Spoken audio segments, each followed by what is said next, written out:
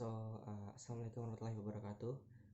Let me introduce myself. My name is Abdul Qadir. I'm from last group, or exactly 10th group. So here I'm going to explain about also our topic is teaching and evaluation. So here I'm going to explain about the definition of testing, assessing and teaching, and then the principles of language assessment, and then kind of test. So we enter to the first, the definition of testing. So an examination, in simple terms, is a method of measuring a person's ability, knowledge, or designations in particular domain.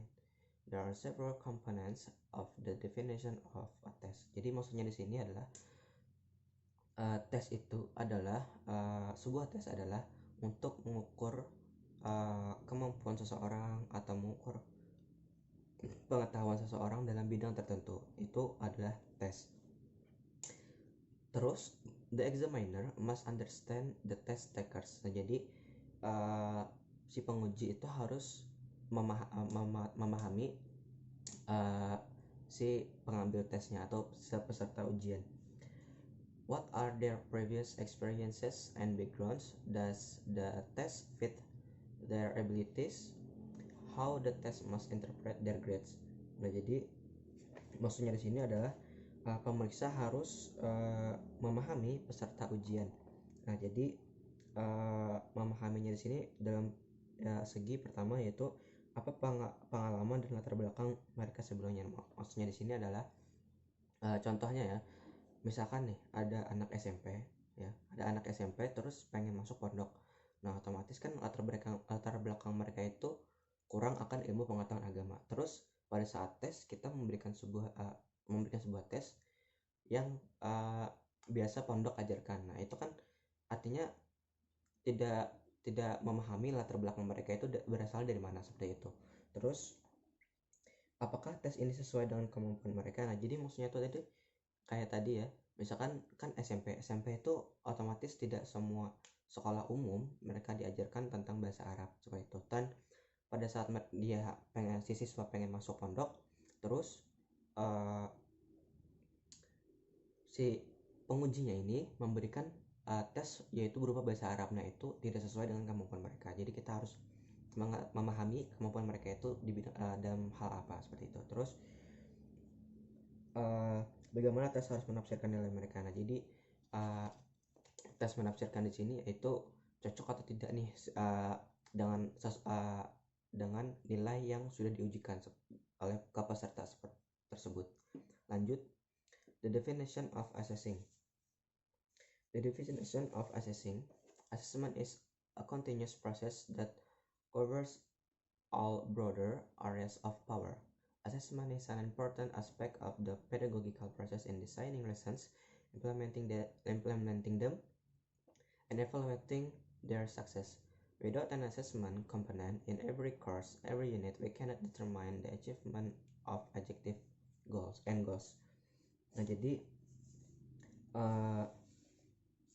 definisi penilaian di sini adalah penilaian adalah proses berkelanjutan yang mencakup semua bidang kekuasaan yang lebih luas. Nah, jadi setelah tes tadi barulah kita mengadakan sebuah penilaian yang mencakup lebih luas untuk menilai, seperti itu. Terus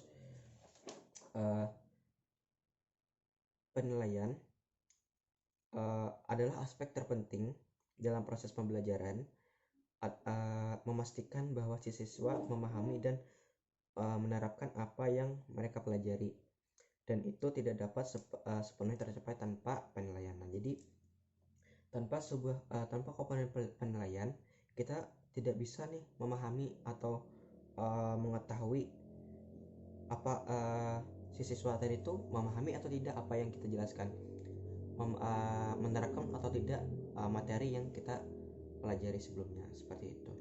Terus tanpa penilaian kita tidak bisa menentukan sudah tercapai atau belum tujuan yang ingin kita capai, seperti itu untuk si siswa dalam proses pembelajaran. Lanjut, in order for learning to process optimally, student must have freedom in the class to experiment, to try their own hypothesis, about language without feeling that their abilities are all assessed in terms of trials and errors. At the same time, during these training activities, teachers do observe student performance and make various assessments of student. How does the performance compare to previous performance? Which aspect of this appearance is better than the others? Does the student show that he really has potential? Nah, jadi maksudnya di sini adalah agar pembelajaran dapat berkembang secara optimal, siswa harus memiliki kebebasan di kelas untuk bereksperimen, untuk mencoba hipotesis mereka sendiri tentang bahasa tanpa merasa bahwa kemampuan mereka semua dinilai. Pada saat yang sama, selama kegiatan tersebut, para guru mengamati kinerja siswa dan membuat berbagai penilaian siswa. Nah, jadi kita tuh agar si siswa tadi tuh bisa berkembang secara optimal, kita harus memberikan kebebasan. Maksudnya kebebasan di sini dalam hal yang positif, misalkan berani memberikan mereka sebuah kebebasan untuk mengangkat tangan, ingin bertanya, atau memberikan saran atau pendapat mereka terhadap yang guru sampaikan atau teman-temannya sampaikan. Tetapi dalam proses tersebut juga penilaian harus dilakukan selama proses pembelajaran dan tidak pada akhirnya. Jika dilakukan pada saat itu, para peserta didik tidak akan dapat menyadari kesalahan yang mereka buat. Jadi maksudnya tuh selama proses pembelajaran gitu kan, kita juga harus, dalam situ juga kita harus mengamati para siswa-siswa kita agar kita tuh tahu kekurangan dari siswa ini di mana, terus kelebihannya tuh dari mana. Kita harus bisa menilai dari proses pembelajaran seperti itu. Siswa akan mengubah kebiasaan mereka atau melakukan perbaikan.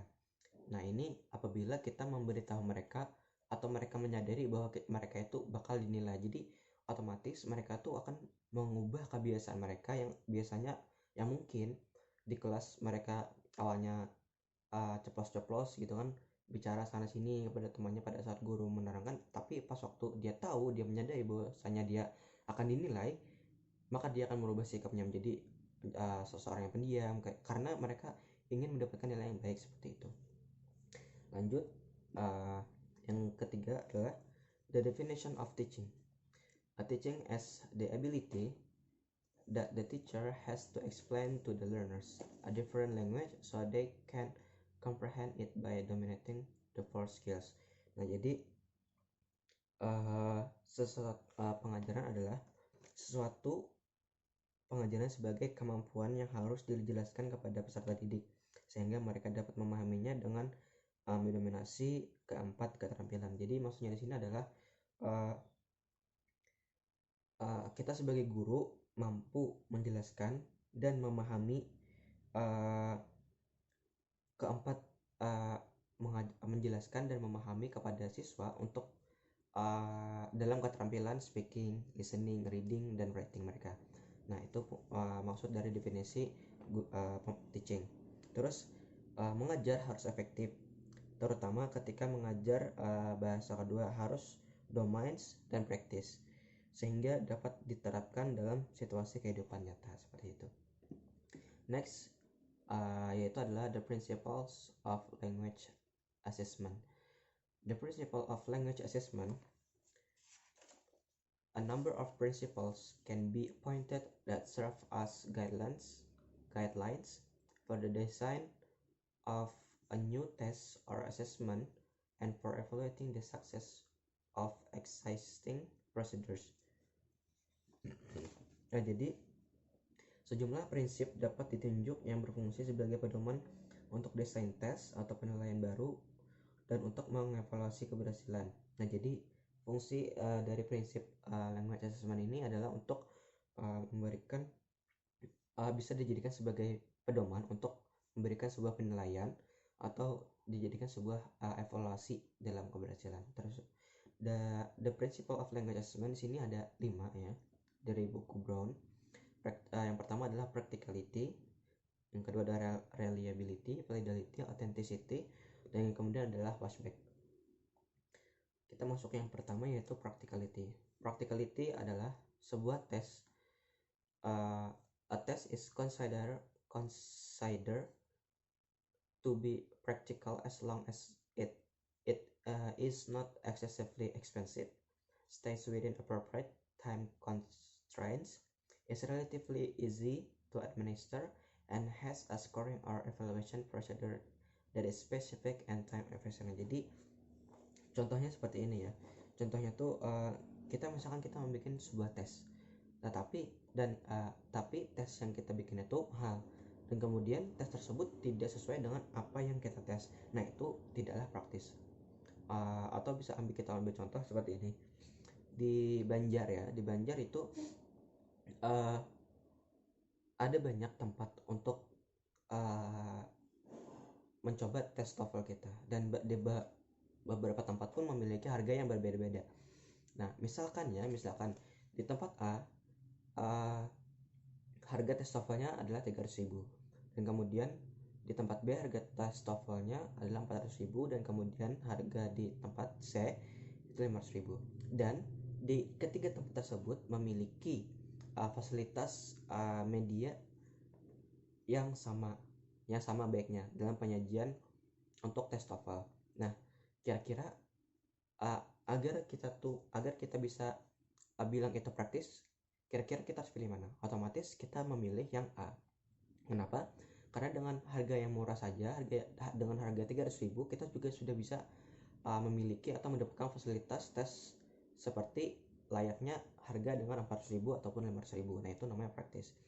Terus contoh kedua itu, kalau tes harus melibatkan diri sendiri, itu tidak praktis. Maksudnya di sini adalah misalkan contoh ya, kita memiliki 40 siswa dan terus kita ingin mentes mereka dalam tes speaking. Dan dalam tes speaking itu satu persatu kita uji mereka selama 10 menit. Nah, itu tidaklah praktis. Kenapa? Karena selama sebanyak 40 siswa dan kita menyuruh mereka berbicara selama 10 menit itu tidak praktis. Karena 40 dikali 10, 400, berarti ada 400 menit yang harus kita gunakan untuk menguji 40 siswa, dan itu memerlukan banyak pertemuan ya. Dan itu adalah salah satu melibatkan diri sendiri, dan itu tidak praktis. Oke, lanjut ke reliability. Reliability in language test refers to accuracy, consistency, and stability of measurement by a test. Nah, jadi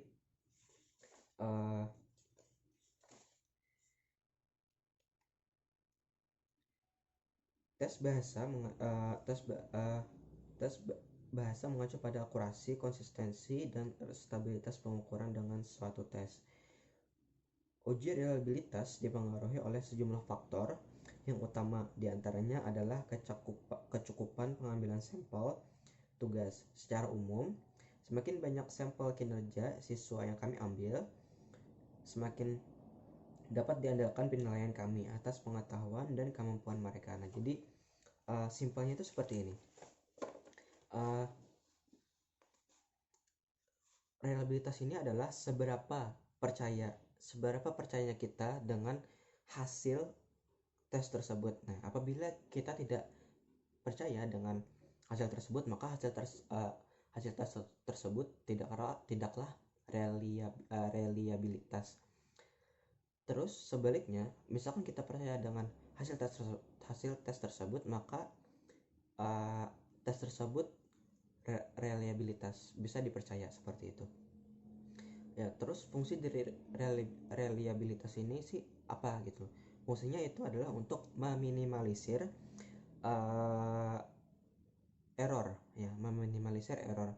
Semakin kecil error dalam penilaian, semakin reliable hasil tesnya, dan sebaliknya. Jadi semakin tinggi errornya, maka semakin kurang reliable juga hasil tes tersebut. Nah, jadi maksudnya error di sini apa? Yaitu error di sini adalah contohnya seperti menyontek, terus karena si guru yang subjektif ya, terus atau karena kesalahan soal. Nah, kesalahan soal sehingga membuat para siswa juga salah dalam menjawab soal. Nah, itu tidaklah reliable dan itu bukan kesalahan dari si siswa, tetapi kesalahannya ada di soal seperti itu. Terus ada beberapa penyebab reliabilitas itu turun. Itu yang pertama adalah siswa yang sedang sakit. Jadi contohnya seperti ini. Pada bulan Maret tanggal 15, anggaplah kita sebut saja kita Joni. Joni mengambil sebuah tes pada bulan Maret tanggal 15. Kemudian dia mendapatkan hasilnya yaitu 5. Dan kemudian kita si Joni kembali mengambil tesnya lagi pada bulan Maret tanggal 13 dan mendapatkan nilai 7.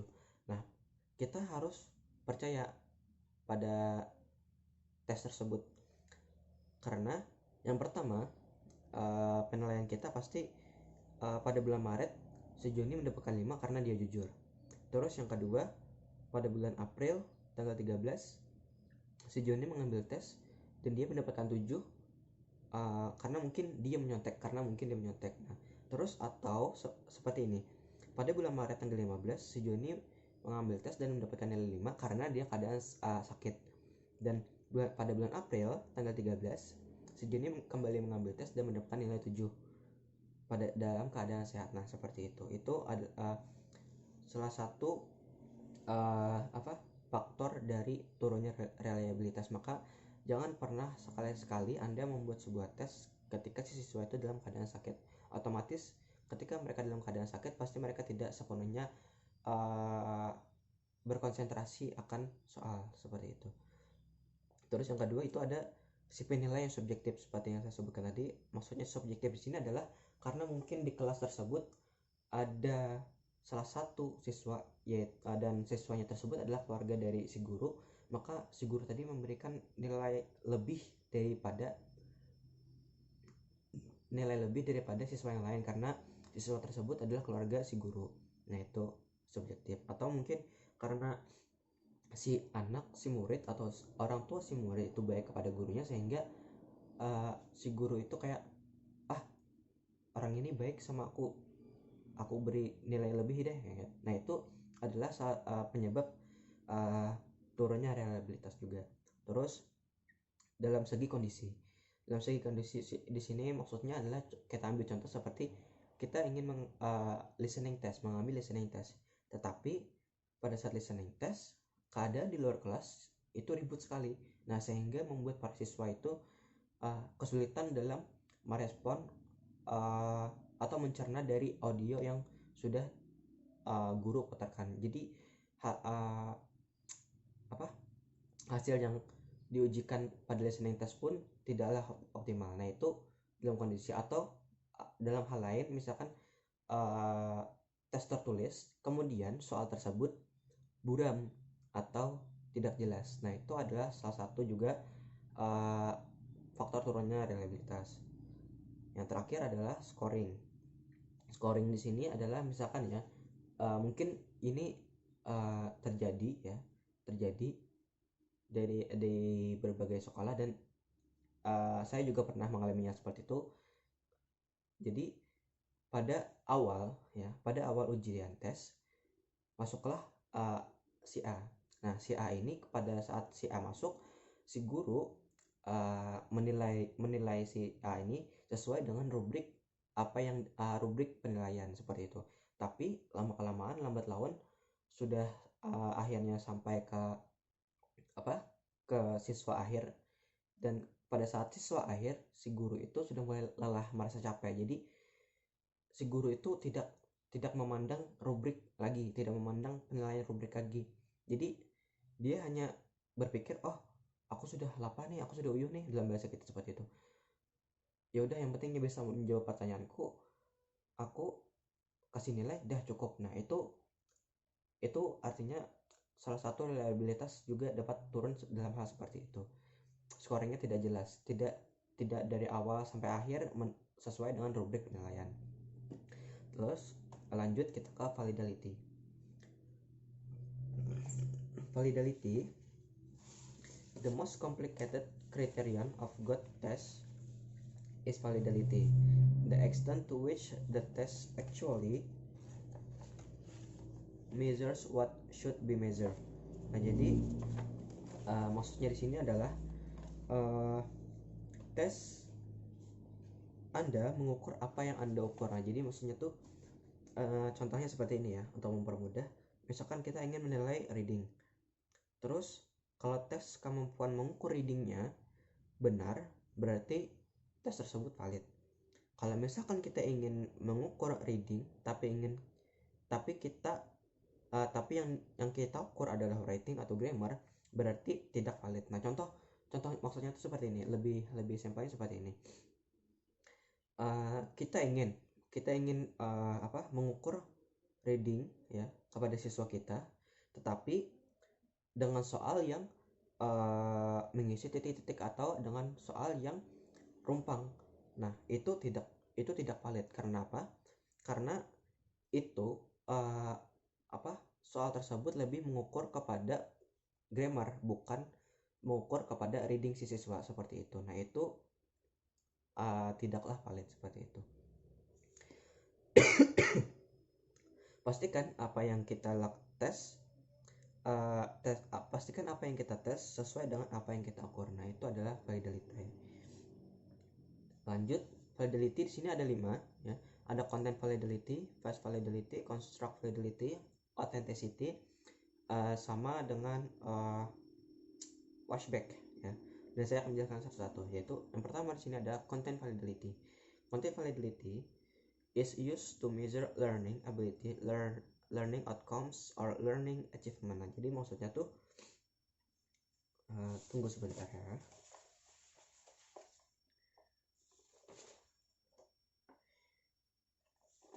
Nah, jadi konten validitas mengukur tingkat kemampuan suatu tes untuk mengukur yang mencakup substansi elemen yang akan diukur. Nah, jadi maksudnya di sini adalah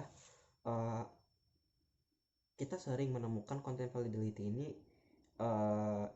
yang banyak digunakan di sekolah. Contohnya seperti ini. Kita mengajar di sekolah selama 1 semester, dan selama 1 semester ini tujuan kita itu apa? Terus terukur atau tidak dalam tes kita.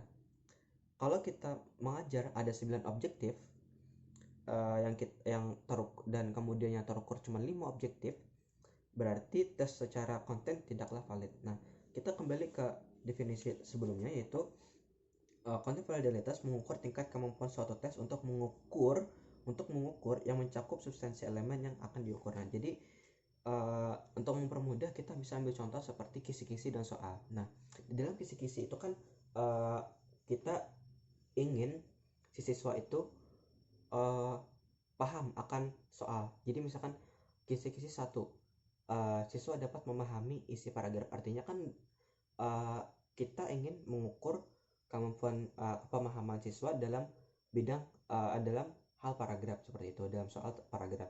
Nah, nantinya seperti itu content validity.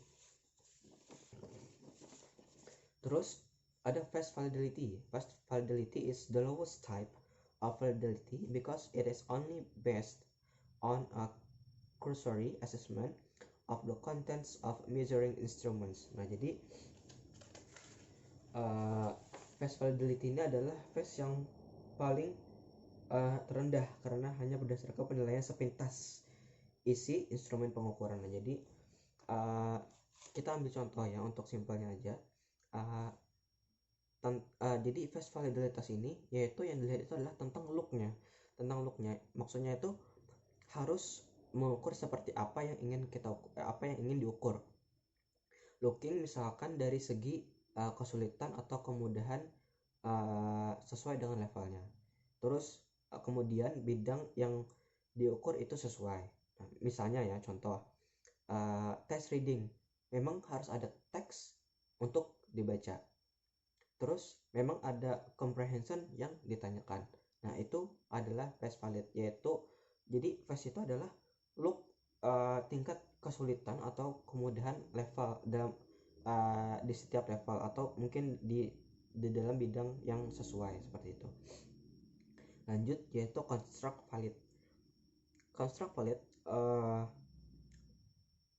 is the validity of the question as to how far the test items can measure what is really being measured in accordance with a specific concept or conceptual definition that has been set. Jadi construct validitas adalah validitas pertanyaan sejauh mana item tes dapat mengukur apa yang sebenarnya diukur sesuai dengan konsep spesifik atau definisi konseptual yang telah ditetapkan. Nah, jadi construct validity ini lebih kepada teori, ya, lebih kepada teori. Contohnya, dalam speaking yang dinilai itu apa? Nah, dalam speaking kan biasanya yang dinilai adalah grammar, terus fluensinya, terus akurasinya, dan lain-lain. Nah, dari mana kita tahu yang dinilai itu? Nah, jadi harus ada teori bahwa yang dinilai adalah poin-poin tersebut. Jadi tidak sembarang teori yang harus kita masukkan ke dalam poin-poin apa-apa saja yang dinilai, tidak sembarang. Jadi tes kita, apa yang ingin kita ukur memang sesuai dengan dinyatakan oleh para ahli. Jadi misalkan nih kita juga pengen menguji tes kita atau membuat sebuah tes, kemudian ketika sudah selesai kita membawanya pada para ahli yang paham akan tes tersebut. Nah, kira-kira sudah cocok atau tidak sesuai dengan pendapat mereka. Nah, apabila tidak cocok berarti tes kita artinya tidak construct ataupun tidak valid, seperti itu. Terus masuk ke yang keempat, yaitu adalah authenticity. Authenticity is defined as degree of correspondence of the characteristic of given language test task to the features of a target language test. Jadi maksudnya di sini adalah authenticity didefinisikan sebagai tingkat korespondensi dari karakteristik tugas tes bahasa yang diberikan dengan fitur tugas bahasa target. Nah, jadi authenticity ini kita ambil contoh seperti ini, pemahamannya seperti ini. Seberapa dekat tes Anda, seberapa dekat tes kita dengan penggunaan bahasa yang sebenarnya. Nah, contohnya, misalkan kita ingin membuat tes announcement di airport. Nah, yang real berarti harus bisa diambil atau sedekat mungkin seperti apa pengumuman di airport biasanya. Nah, jadi harus seberapa dekat bahasa yang ingin kita gunakan. Jadi misalkan, atau mungkin seperti ini, kita ingin membuat pengumuman broadcasting seperti di radio-radio.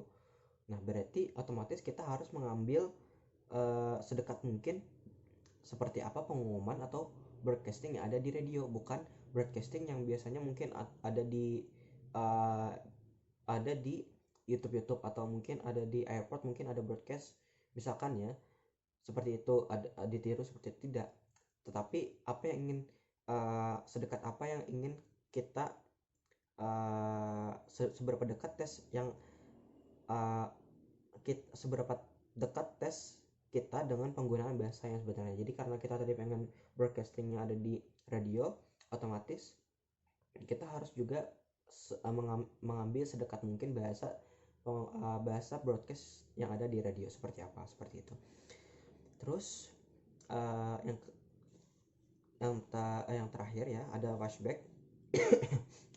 Flashback di sini sebenarnya ada dua, yaitu negatif dan positif.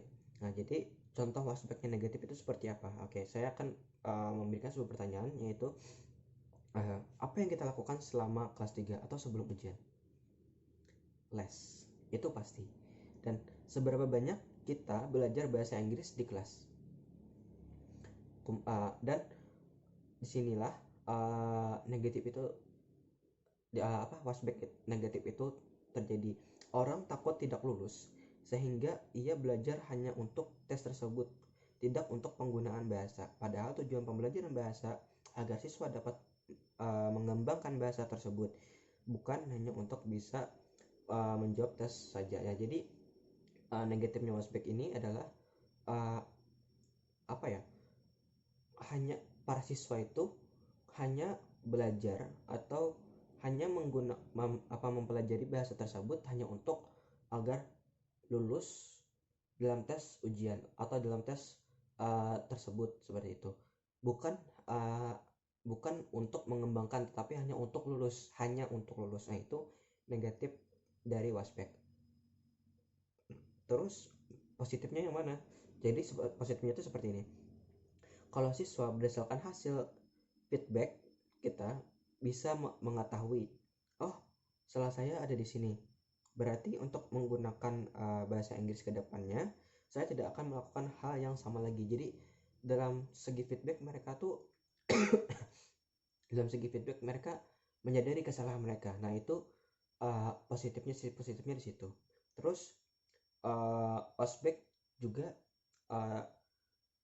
dalam teaching ya, siswa misalkan kita ambil contoh seperti ini. Oh, siswa saya bagus di sini berdasarkan hasil tes ini. Berarti saya tidak perlu mengulang terlalu banyak. Saya akan fokus ke bagian siswa banyak salahnya. Jadi contoh ya seperti Ibu Nani. Nah, beliau kan memberikan kita sebuah tes, kemudian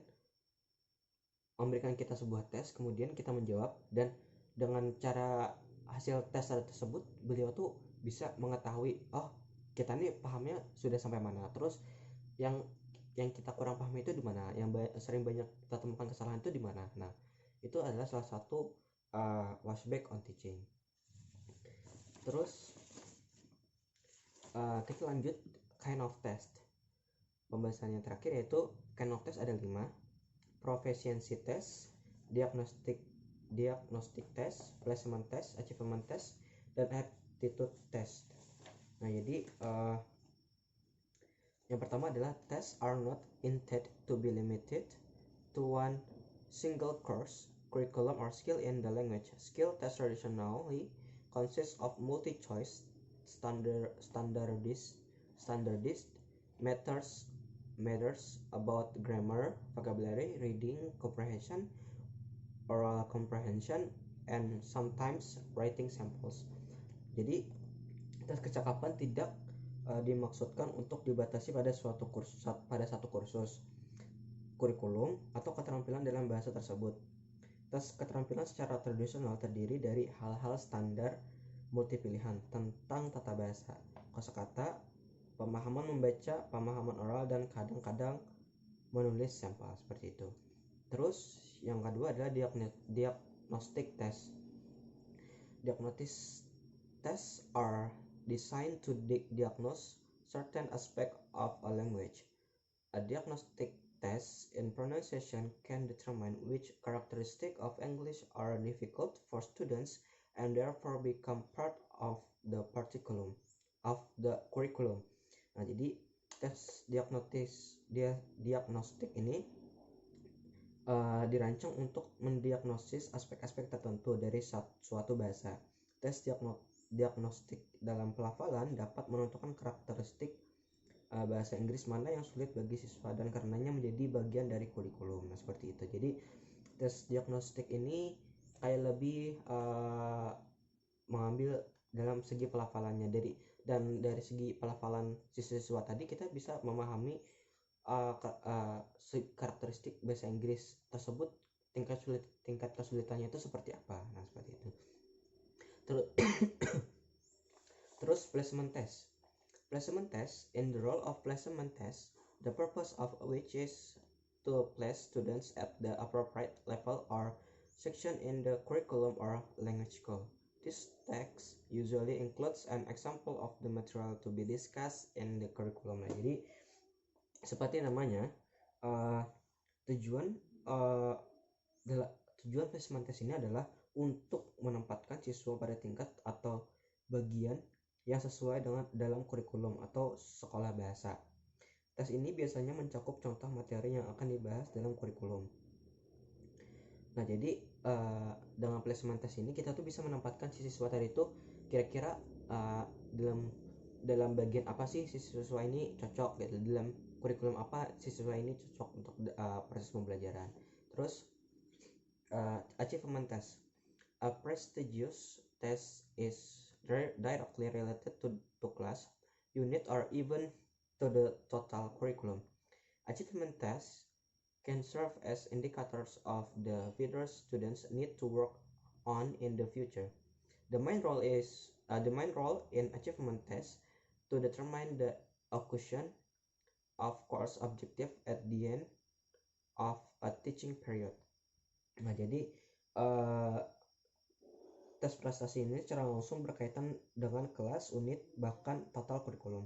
Tes prestasi dapat berfungsi sebagai indikator dari fitur yang siswa perlu kerjakan di masa depan. Peran utama dalam tes prestasi adalah untuk menentukan perolehan tujuan kursus pada akhir periode pengajaran. Nah, itu adalah tujuan dari fungsi dan tujuan achievement test. Terus yang terakhir itu ada aptitude test.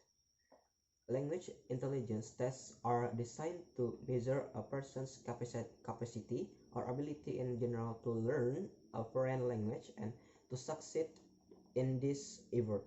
Jadi tes kecerdasan bahasa dirancang untuk mengukur kapasitas atau kemampuan seseorang secara umum untuk belajar bahasa asing dan untuk berhasil dalam upayanya. Jadi maksudnya tuh tes kecerdasan bahasa ya dirancang untuk mengukur kapasitas atau kemampuan secara umum seseorang untuk belajar bahasa asing, seperti itu ya.